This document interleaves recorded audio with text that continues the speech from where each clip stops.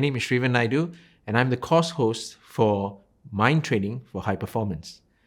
A little bit about myself. I'm an avid sportsman, always have been.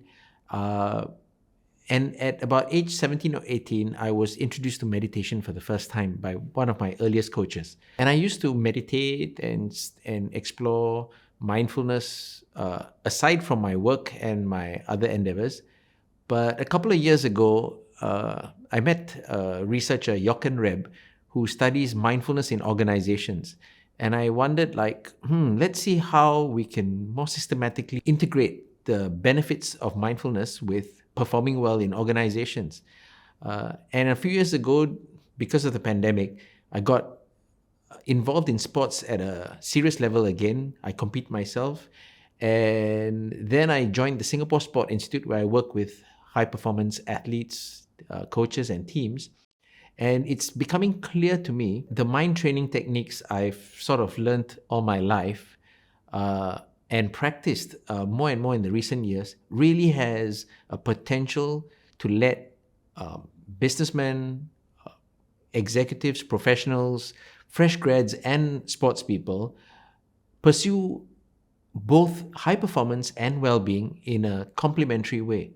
One does not come at the expense of the other, and in the pandemic proved that this was really important. So I'm really happy to have this opportunity to share with you what I have learned and have experienced and taught others about applying mindfulness and mind training towards your performance as well as your well-being.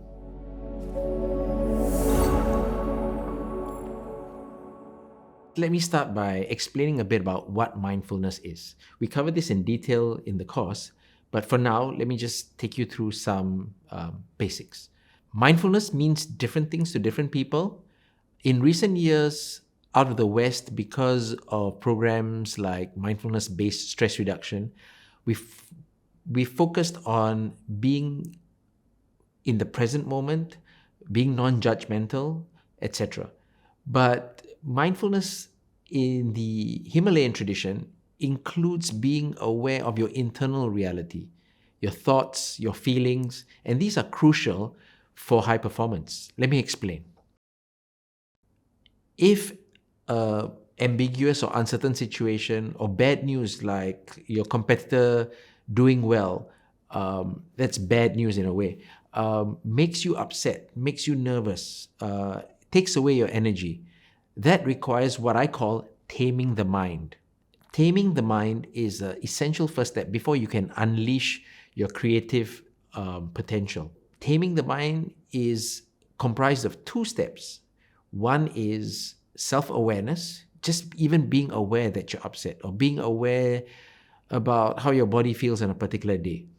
And then it's self-regulation, which is if there are emotions that are so intense that they're affecting your ability to think straight, to act constructively, then you want to regulate them down to a more moderate level, right? But we want to do self-regulation without repressing, suppressing, or denying what some people call negative feelings. Now, I say negative feelings because I don't believe any feelings are negative, right? All feelings are useful signals about whether something is threatening you, whether something is pleasurable or desirable for you, or whether something running counter to your most cherished values, right? So feelings are useful information, but if they get so intense that they affect your thinking, they make you act impulsively, then that's a negative thing. But even happiness can be a negative thing. Think about euphoria. If you've just won a lottery or you just made a lot of money at a casino, you would be in an overly optimistic state. There's a reason why luxury watches and other expensive goods tend to have shops outside casinos, because they know you might be in a position to spend your recent winnings on things that are probably too exorbitant and which you wouldn't buy otherwise. So even happiness, if at the level of euphoria, can be a negative thing.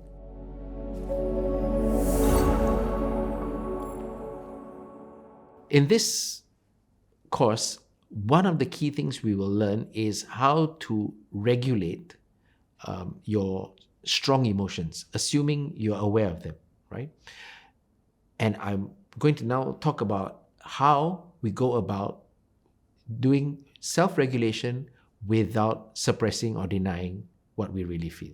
I'm so happy to be working with Infijoy because of the centrality of the word joy in what they do. Because in the Himalayan tradition, any mind training practice should be pursued with an attitude of joy. What I mean is that even if it requires consistent work and hard work and discipline, we shouldn't be thinking of, oh, why my mind is so unproductive or so flawed and I need to fix it. It's more like, oh, wow, isn't it amazing how my mind works?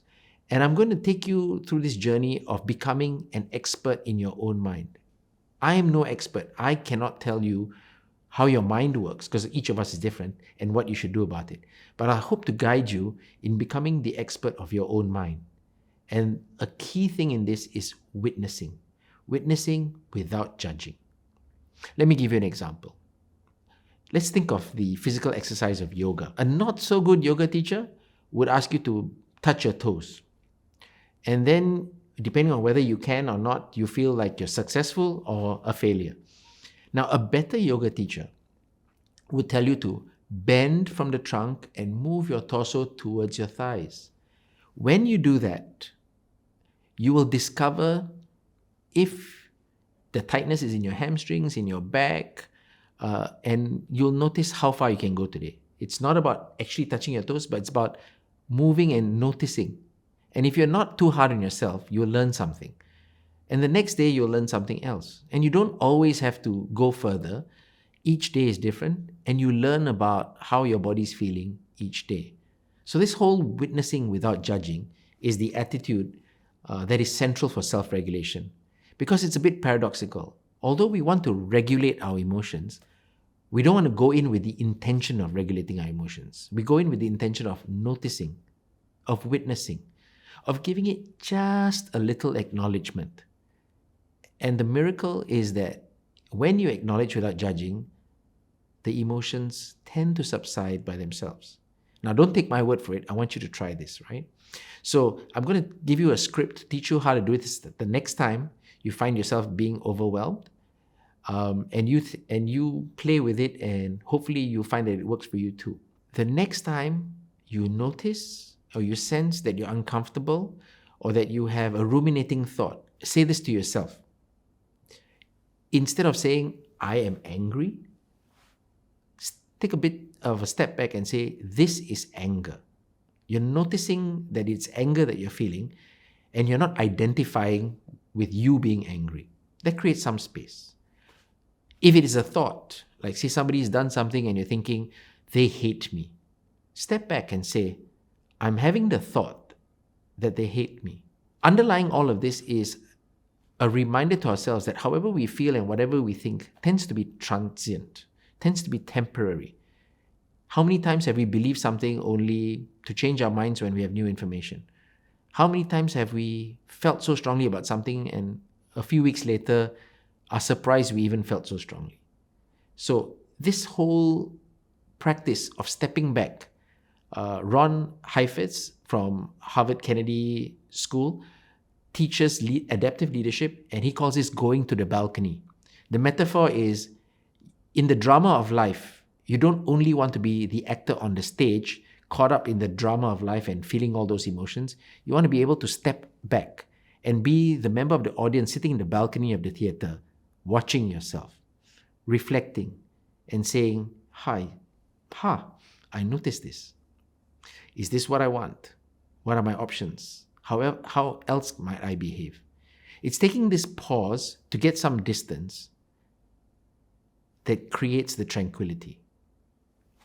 Remember, it's not about wishing those uncomfortable emotions away. It's not about trying to get them under control as soon as possible. It's just about noticing.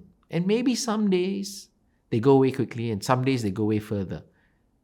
And that will be something to notice and learn about yourself. Why is it on that day hangs on a bit longer? Don't rush. Accept and give your emotions just a little acknowledgement. Try it, and I hope you find that this helps you regulate strong emotions better and thereafter, you can be your best creative self.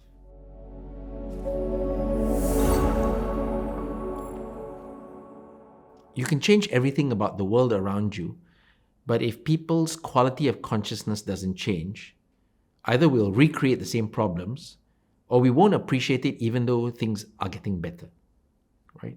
So I started thinking about working on the quality of my consciousness and the people around me and tried to see if that made the world a better place.